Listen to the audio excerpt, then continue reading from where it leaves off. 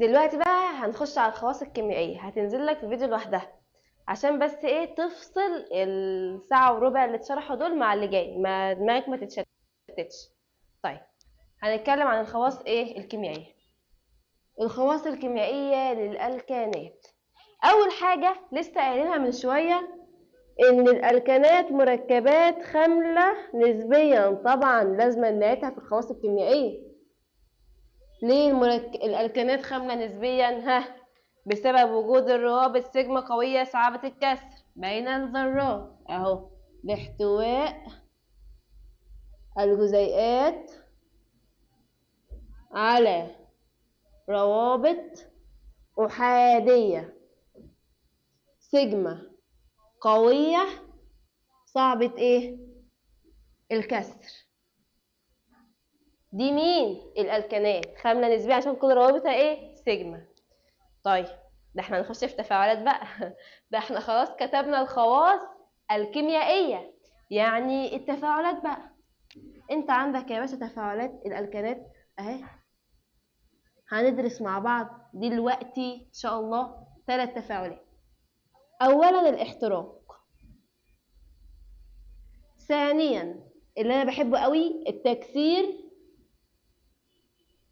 الحراري الحفزي، ثالثا واخيرا وليس اخرا التفاعل مع الهالوجينات، أو كما يطلق عليها تفاعلات الاستبدال. ثانوية عامة خليك فاكر إن الألكانات التفاعلات اللي فيها استبدال بيجيلك عليها أسئلة بالهبل. يبقى أنا عندي التفاعلات هنا تفاعلات استبدال، التفاعل بالاستبدال. تمام؟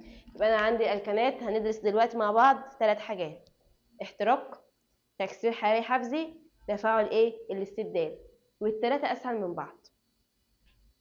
اول حاجه الاحتراق، انا قايله لك هناخده كل حصه ان اي تفاعل هناخده في العضويه نحرقه ونولع فيه هيدينا ثاني اكسيد الكربون وبخار الميه. حصل ولا ما حصلش؟ حتى حلينا في الكتاب قال لك احتراق الجن الازرق مركب عضوي ثاني اكسيد الكربون وبخار ميه. حصل ولا ما حصلش؟ يبقى عند الاحتراق الألكانات هتحترق احتراق تام وهتدينا ايه؟ ثاني اكسيد الكربون زائد بخار مين؟ الميه. طب احنا بندرس ابسط الكان اللي هو الميثان، صح؟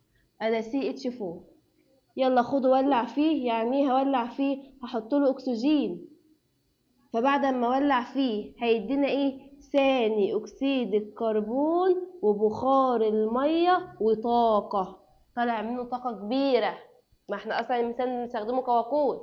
فثاني اكسيد الكربون وبخار الميه وطاقه. اوزن معادلتك، داخل سهايه طالع سهايه، داخل 4 اتشات طالع 2 اضرب في 2، داخل 2 او طالع أدا 2 و2 4 اضرب في 2. يبقى اول ما يقول لي اي احتراق في العضويه اقول له هيديني نواتج ايه؟ ثاني اكسيد الكربون وبخار الميه. تمام، خلاص دي كده خلاص خلص. كاتب لك كلام كتير في الكتاب، مش كلام كتير ده الالكانات احتراق تام ثاني اكسيد الكربون وبخار ميه. طب مثال بس يا عم، والله صدقني مش فارقه، لو جبت لك اي مثال تاني وكتبته هيبقى نفس الحكايه. ادي عندك وليكن البروبان C3 اتش كام؟ 8. هقول لك تفاعل احتراق ولع فيه بالاكسجين هيديك ايه؟ ثاني اكسيد الكربون وبخار الميه وطاقه. ووزن معادلتك اي واحد فيهم. طيب عايز اقول لك على حاجه، خد بالك انا قلت لك فوق ان الالكانات مركبات خامله نسبيه وما بتتفاعلش غير تحت ظروف معينه، وانا بقول لك في الاحتراق خدتها فعلتها مع الاكسجين وطلعت لي ثاني اكسيد الكربون وبخار الميه. اثبات، لو انا جيت قلت لك فاعل لي الميثان مع KMnO4،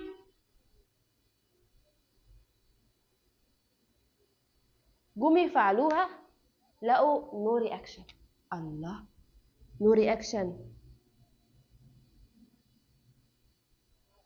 طب انت فوق قلتي خاملة نسبيا وهنحتاج ان احنا نفعلها مع حاجات وتحت درجة حرارة معينة واليو في بداية الحصة، وهنا ما انت فعلتها مع الاكسجين اهو، كان التفاعل احتراق ونفع.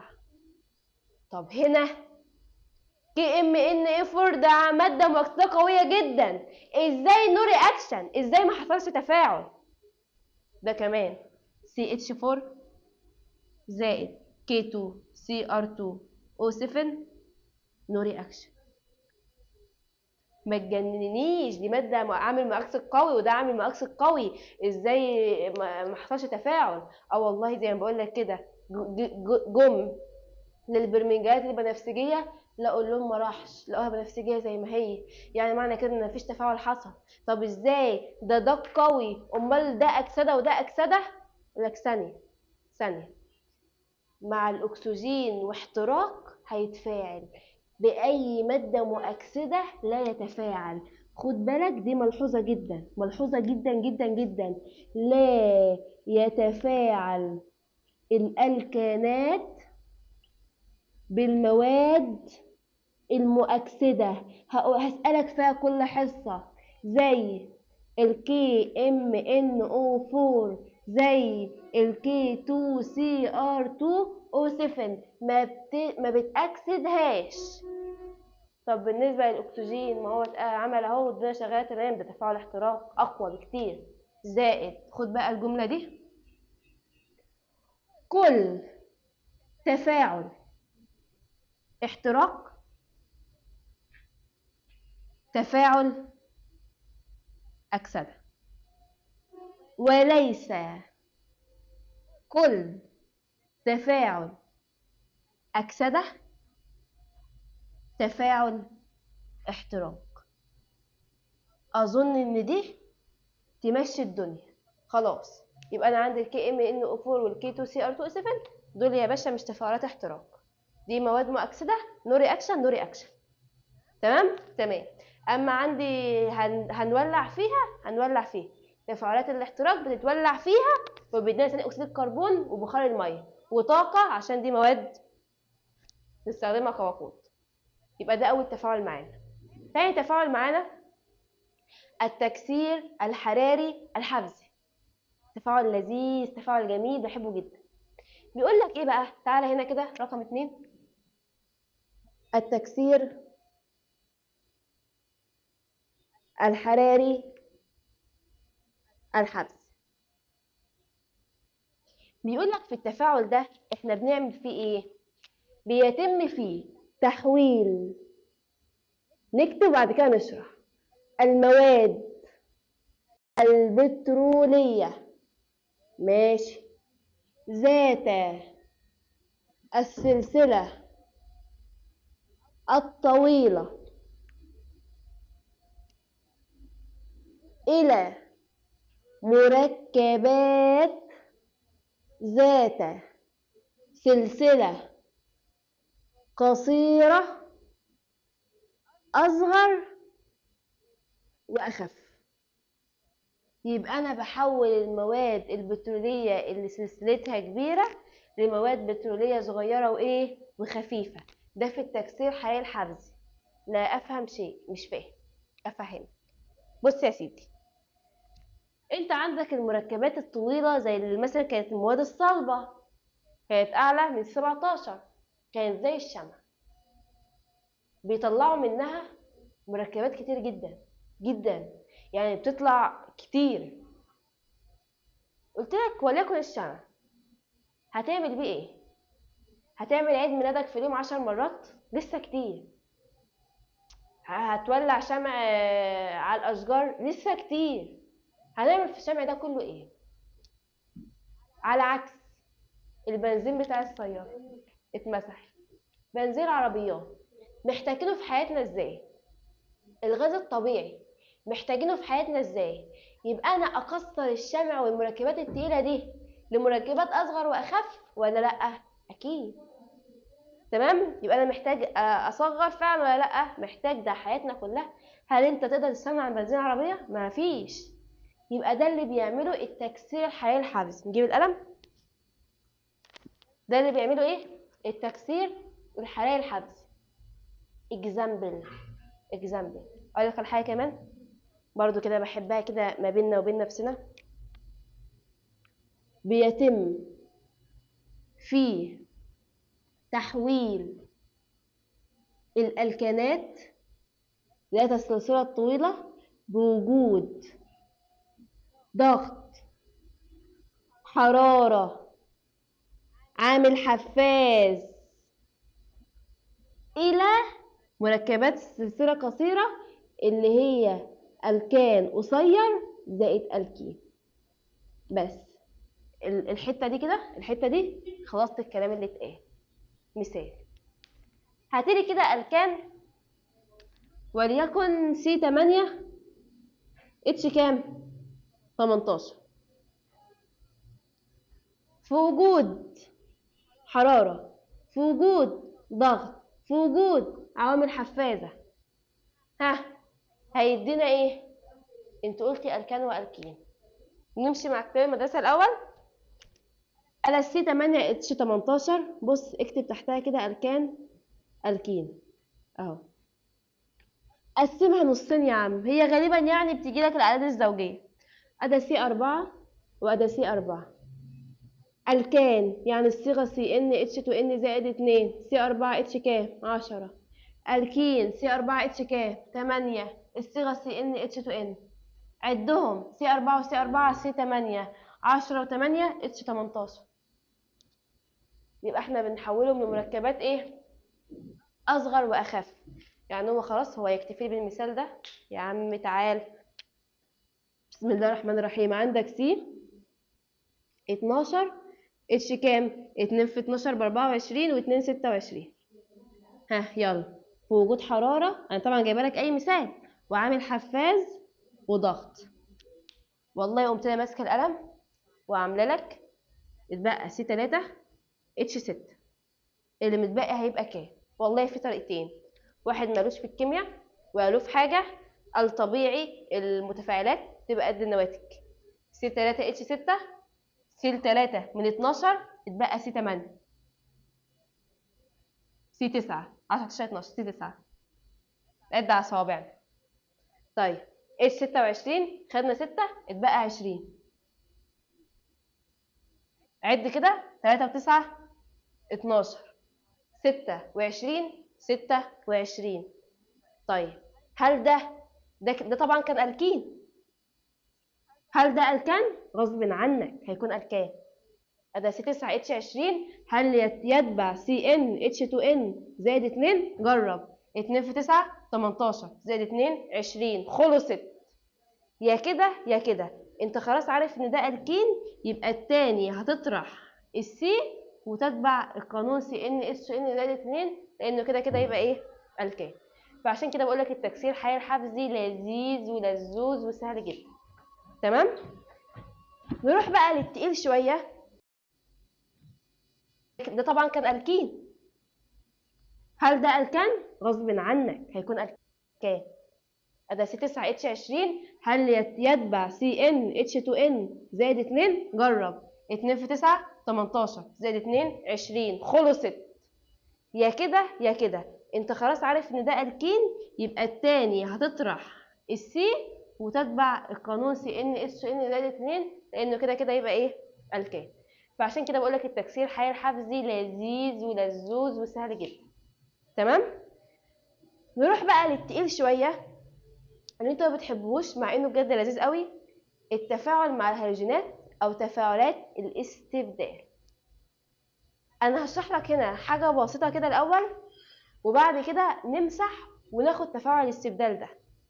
بص يا سيدي، انت عندك المثال CH4. بعد اذنك ارسمي صيغه بنائيه. ادا سي، ادا اتش، ادا اتش، ادا اتش، ادا اتش. انا بقول لك تفاعل مع الهالوجينات. ايه هي الهالوجينات؟ كلور فلور بروميوت، صح؟ قلت لك بعد اذنك فاعلها لي مع Cl2. ده Cl وCl، برسم صيغه بنائيه لحاجتين في نفس يعقوب. قلت لك ان التفاعل ده تفاعل استبدال. معناها ايه؟ انا عايز احط Cl هنا، خلاص هات يا عم Cl، بس خد اتشاية ما تسيبهاش. هو ده تفاعل الاستبدال. يعني هيقوم جاي مكان الاتش دي الCl اللي جت، والاتش اللي جت هنا وديناها هنا، طلعت كنواتج. ده هيبقى الناتج بتاعك. والله زي ما بقول لك كده. طيب ينفع اعمل تفاعل استبدال تاني زائد Cl2؟ ينفع يا عم، اي اتشايه مش فارقه. تعال ادي الاتش طلعها ودخل مكانها Cl، اهو بقى الناتج بتاعي كده.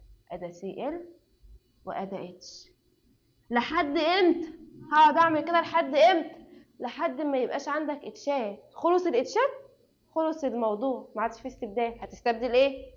ما انت خلاص استبدلت كله بهالوجين، سواء بقى كلور فلور بروميد اي حاجه. طيب صلى على النبي عليه افضل الصلاه والسلام. نمسح السبوره وناخد تفاعل مع الهالوجينات ده ايه لوحده. تعالى لي بقى على التفاعل مع الهالوجينات اللي هو كان تفاعل ايه الاستبدال. بص هو انا بس سبته لوحده عشان هو ياخد مكان كبير شويه، لكن هو سهل سهل جدا والله. بنتكلم طبعا على مين؟ الميثان. بعد اذنك اكتبوا لي صيغه بنائيه. حاضر. ادا سي معاها ادا اتش، معاها ادا اتش، ادا اتش، ادا اتش. هفعلها مع هالوجين اللي هو زائد Cl2، برسمه كله صيغه بنائيه. ادا Cl. بص بقى، التفاعل مش هيتم كده، امال هيتم ازاي؟ لا اما هسخن عند 400 درجه، او في وجود اليو في الاشعه فوق البنفسجيه. ليه؟ عشان اقدر اكسر الروابط. ما انا قلت لك مركبات خامله ما فاعلهاش غير تحت ظروف معينه. يا اما اسخن عند 400 درجه، يا اما في وجود اليو في الاشعه فوق مين؟ البنفسجيه. ده اساسي ايه معايا؟ يعني لازما على السهم، ولو ما كتبتهاش تنقص اليو في او 400 درجه اللي انت عايزه. تمام تمام. يعني ما ينفعش في الضلمه؟ لا. ليه ما ينفعش في الضلمه؟ عشان ما فيش في الضلمه اشعه يو في. تمام. يبقى لازم يو في موجوده، لازم 400 درجه. اوكي ماشي.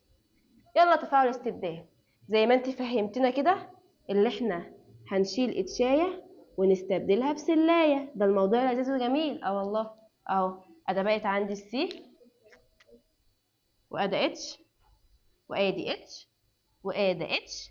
استبدلت دي، حاضر. Cl ها زائد الاتش دي راحت، حاضر. ادي اتش Cl. الطالب بيبقى معاه مشكلة معاها مع انها سهلة وجميلة. ده اللي هو اسمه ايه؟ تسمية هناخدها بكرة. ده اسمه كلورو ميثان. هنسمي الحاجات دي تاني بكرة. كلورو ميثان ده اسم ايوباج، يعني الاسم اللي العلماء متفقين عليه وكل الناس عارفاه. هشرح بالتفصيل بكرة. او له اسم شائع اسمه كلوريد ميثايل. تمام. انت عندك مجموعة CH3 دي اسمها ميثايل، والكلور في الشائع كلوريد. مش وقته. كلوريد ايه؟ ميثايل. لذيذ لذيذ جدا والله وجميل. من حمض الاسيتيك كيف تحصل على كلوروميثان؟ بس حمض اسيتيك اخده افعله مع اي حاجه فيها ان ايه يدينا اسيتات صوديوم. اخد اسيتات الصوديوم تقطير جاف يدينا ميثان. اخد الميثان افعله مع هالوجين يدينا كلوروميثان. من حمض اسيتيك كيف تحصل على كلوروميثان. طيب من حمض اسيتيك كيف تحصل على ثنائي كلوروميثان؟ خدنا ده هل ينفع استبدله؟ طالما في اتشات استبدل براحتك، طالما في اتشات استبدل براحتك.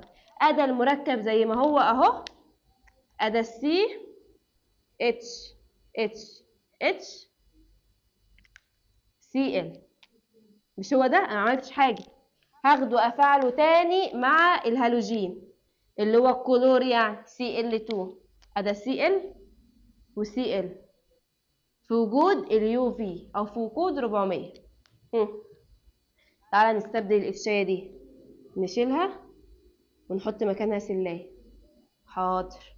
ادي عندي بقت سي، وادي الاتش، وادي الاتش، ودي كانت عندي سي ال بالازرق كده، وانا زودت سلاية هنا اهو، وبره طلعت الاتش مكان السي ال دي بقت اتش سي ال.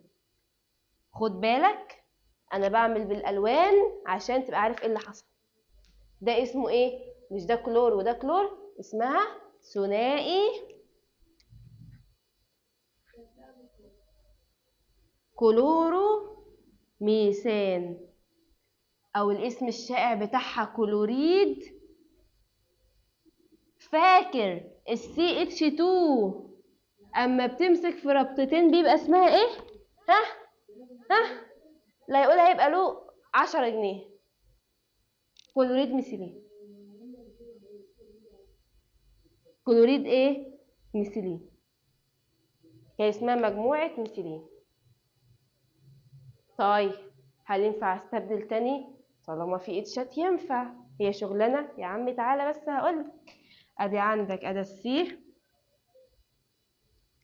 وادي عندك الاتش، وادي عندك السي ال والسي ال، وكان هنا اتشاية زائد سي ال 2. هفعله مع هالوجين تاني كلور سي ال 2. ادي سي ال وسي ال. حاضر.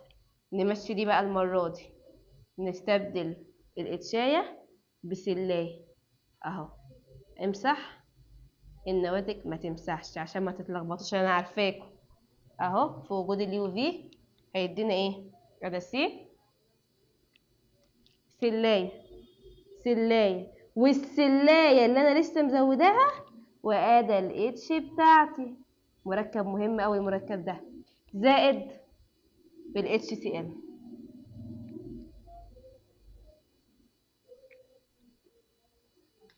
ده اسمه ايه؟ ثلاثي كلوروميثان. فهمت اللعبة؟ طالما 3 كلور يبقى ثلاثي كلوروميثان، او له اسم تاني بقى الاسم الشائع المهم كلوروفورم. كلوروفورم. كلورو ايه؟ كلوروفورم. ده اسمه ايه؟ كلوروفورم. الكلوروفورم ده هنقول دلوقتي، بس نخلص التفاعلات عشان ما تتوهش. يبقى ثنائي كلوروميثان او كلوروفورم، مادة مخدرة. تمام؟ كلورو ايه؟ فورم. يبقى ثلاثي كلوروميثان كلوروفورم من حمض الاسيتيك. كيف تحصل على الكلوروفورم؟ حمض اسيتيك اي حاجه فيها ان ايه؟ اسيتات صوديوم. اسيتات صوديوم طاقه الجاف يدي ميثان. ميثان اعمل سي ال 2 سي ال 2 سي ال 2 يدينا كلوروفورم. هو انا ما ينفعش بدل مش هي مره واتنين وتلاته، بدل ما ارسم الرسمه على السبوره احط من اول مره 3 سي ال 2؟ اقول لك صح جدا، يعني بتستبدل 3 كلور مره واحده. ده انت صح وممتاز، بدل ما ترسم الخطوات دي كلها. وهقول دلوقتي ازاي. يبقى ده الايه؟ الكلوروفورم. طيب لسه في اتشات يا ابني، لسه ناقص واحده الحمد لله. ادا السي الكلوروفورم وادا حواليه ادا سلاي سلاي سلاي، والاتشاي اخدته فعلته مع مين؟ مع الاتش سي ال، مع السي ال 2 عذرا، مع الهالوجين. ادي عندي سي ال 2 ها في وجود اليو في او 400 هيديني ايه؟ خلاص انا فهمت بقى، ما تهبليناش. اهو اهو استبدال من اسمه. هيدينا ادا سي، هيدينا ادا سي حواليها 4 سلات زائد ال HCl اللي ده اسمه زي ما انت فهمت كده رباعي كلوروميثان. رباعي كلوروميثان أو رابع كلوريد الكربون، اسم شائع. بقى ده اسمه رباعي كلوروميثان أو رابع كلوريد مين؟ الكربون. يبقى أنا كده هستبدل تاني في اتشاتك. هتستبدل بإيه؟ خلاص ما عادش فيه اتشات، هتستبدل مين؟ تمام؟ يبقى ده إيه؟ التفاعلات بتاعتنا. يبقى أنا استبدلت مرة، استبدلت تاني، تالت، رابع. تمام؟ من حمض الأسيتيك. كيف تحصل على رباعي كلوروميثان؟ حمض أسيتيك أي حاجة فيها ان ايه؟ أسيتات صوديوم. ضغط الجاف يدي ميثان، اخد الميثان افعله مع 4Cl2 يدي كلوروميثان. يعني بعد كده المعادلة بتاعتي بسهولة هيبقى CH4 عايزة كلوروفورم يبقى 3، ما هي الخطوة الثالثة Cl2 هيدينا على طول الكلوروفورم اللي هو CHCl3 زائد ال HCl. توزن بقى معادلتك. تمام؟ يعني انت مثلا هنا طالع لك داخل 6Cl طالع هنا 3، يبقى هنا فاضل لها 3. في مدرس جاي فايه؟ تمام؟ توزن بقى ايه المعادلة بتاعتك. ما تنساش اليوفي او 400. خد بالك لو انت نسيتها هتنقص. يبقى احنا خدنا تفاعل الاحتراق، اي تفاعل ثاني اكسيد الكربون بخار ميه، تفاعل تكسير حراري حفزي هيدينا الكان والكين، تفاعل مع الهالوجين تفاعلات استبدال في وجود اليو في او 400. وقلنا مش هيتم التفاعل في الضلمه. ليه؟ بسبب ان مفيش اشعه فوق بنفسجيه. الروابط هتتكسر ازاي؟ مش هتتكسر. صلى على النبي عليه افضل الصلاه والسلام. هناخد الاهميه الاقتصاديه للالكانات واستخدامات الحاجات اللي احنا كاتبينها على السبوره دي الحصه الجايه باذن الله. نكمل وهنحل على الدرس برضو بإذن الله وهناخد التسمية. يلا استودعكم الله الذي لا تضيع ودائعه. السلام عليكم ورحمة الله وبركاته.